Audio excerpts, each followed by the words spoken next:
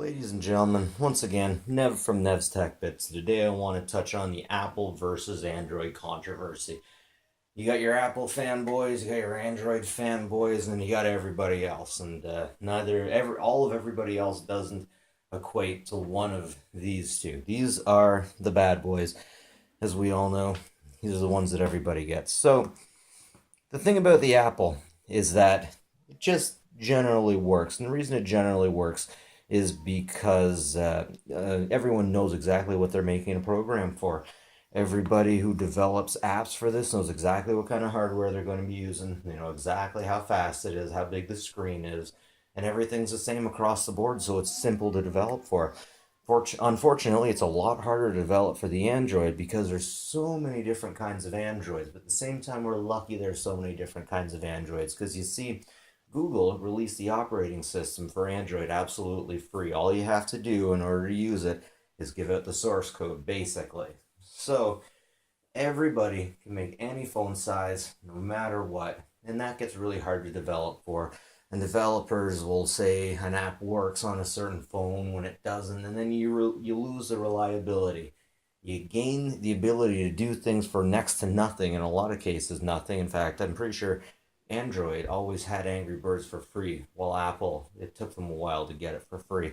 A lot easier to pirate games on your Android. At the same time, there are so many security holes in Androids, pretty much for this same reason. If you want to install files on your Apple, you have to go directly to the market or you have to jailbreak it. And remember, I said jailbreak, I didn't say SIM unlock. So once again, the unfortunate part about the Android is it's hard to develop apps for it. But then again, apps are a whole lot cheaper on the Android. Now, I have to use an Apple. If I had one or the other, if someone put a gun to my head and said, you have to use one or the other professionally for the rest of your life, I would go with Apple all day because it just works. In most cases, not all cases. I've had units crash. We've all had little bits and pieces of problems with them. The Apple's not quite as good since Steve Jobs left us dearly. May his soul rest in peace. But it's still one of the most solid pieces of hardware we got. You can freeze these things. You can drop these things from an unbelievably high height. I've seen these things drop tested like a million times, and just because of the weight distribution, it seems less likely to drop on its face.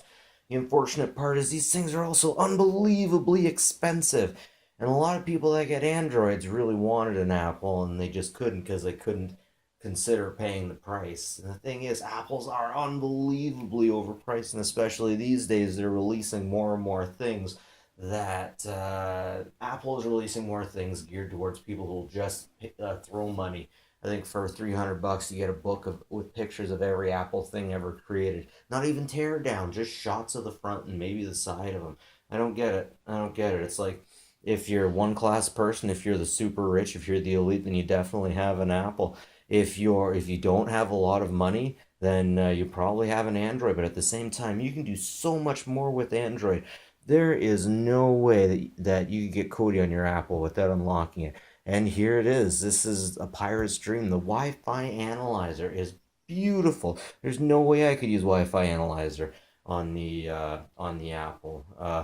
For war driving, for finding a Wi-Fi helicopter, for just seeing just seeing. Okay, so one reason you might want to have this is you see these arches. You never want these arches to go over each other because those are the channels.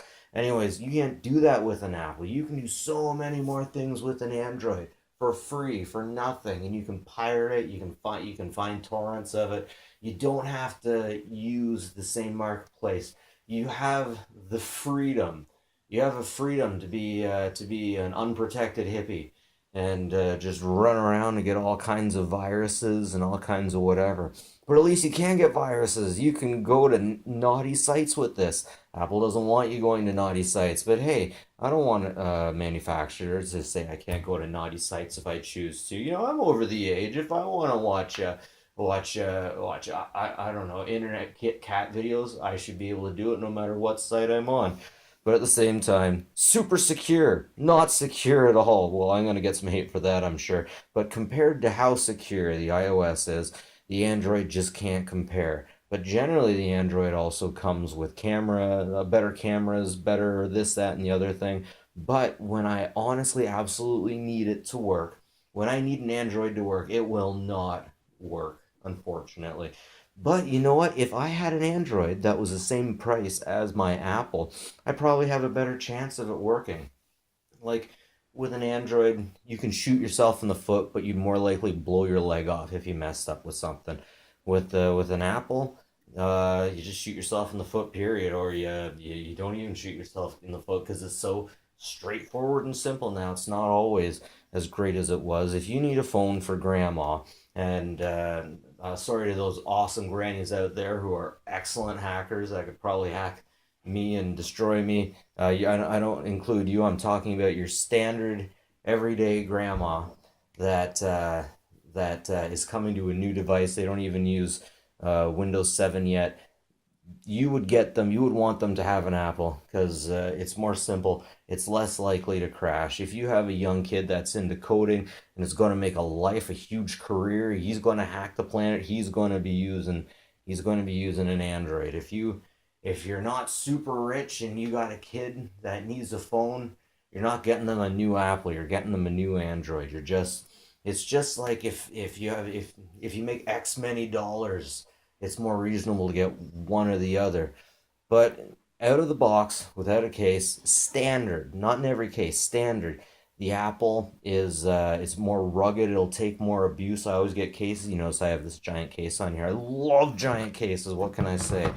But if you want something that'll take abuse, if you want something that will be reliable, get a new Apple. Get a new Apple. Some use ones I don't trust them so much. But if it's got to work, it's got to be Apple. But if you got to have fun with it, if it's your home system's got to be Android. Well, for me, anyways. Different strokes for different folks. Let's face it. Not We weren't all designed to be the same. Some might argue with me on this, but WWF should have never bought WCW. There has to be two. Marvel and DC Comics. There has to be two big competitors. And because of these competitors, I believe we are all much better off. They are both great systems, but they are not all systems that all of us will like. But not everyone's different, right? Everyone's different. So, Apple versus Android, it depends what you use it for. Does it absolutely need to work? Or is it just something you're going to play with? Are you a pirate? Or do you have rich family? It comes down to that ultimately. And yeah, you trust fund kids. I see you downvoting me. You know how it is. You'll figure it out one day. Anyways, how can I say that? Look at I got Apple and Android. They're both freaking great, but uh, not everything's for everyone. Anyways, that's it from me, Nev from Nev's Tech Bits.